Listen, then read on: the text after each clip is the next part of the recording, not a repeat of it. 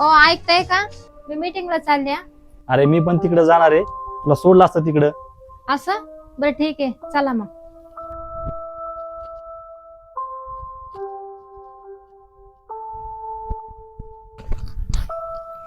राहुल, तुझी वहिनी नाही आली अजून मीटिंगहून? नाही भैया, वहिनी अजून पण नाही आल्या आणि मला लय भूक लागली आणि सगळा स्वयंपाक पण संपलाय. बहुतेक तुझ्या वहिनीला काहीतरी जास्त काम आलं असेल. बरं तू थांब, तुझ्यासाठी मी जेवण तयार करतो.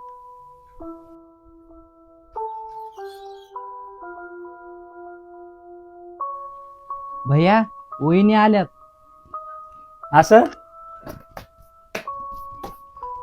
हे काम तर होत राहील, अगोदर माझं ऐका. काय मिळे आज एवढी खुश? बरं सांगते. आता तरी सांगशील का? आज माझी पहिली पगार झाली. अरे वा, ही तर चांगली गोष्ट आहे. ते मला तुम्हाला थोडं बोलायचं होतं. हा, बोल ना. मी याच्यातले पैसे काय आईला पाठवू? अहो, मी तुम्हाला नुसतं विचारलंय. कल्पना, मग विचारायची काय गरज आहे? आपण दोघं बी आईला पैसे द्यायला जाऊ. त्या पैशावर तुझ्या आईचाच हक्क आहे, कारण तुला त्यांनी लहानाचं मोठं केलंय.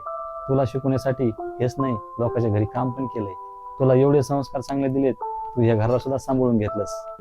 कल्पना, मी सुद्धा लय काम करतोय घर चालावं म्हणून. जोवर आई आहे तोपर्यंत आपण त्यांची खुशी कधीच कमी होऊन देणार नाही. तुम्हाला माहिती का, एका मुलीला लग्न झाल्यावर एकच चिंता असते, तिच्या आईला जीव कोण लावील. पण मी खूप नशिबवान आहे की मला तुमच्यासारखा पती मिळाला. आणि हा, माझ्यापेक्षा माझ्या आईला जास्त जीव लावतो. वहिनी, जे आहे ना, एवढी चांगली वहिनी दिली, त्या आईचं जितकं करावं तितकं कमीच आहे.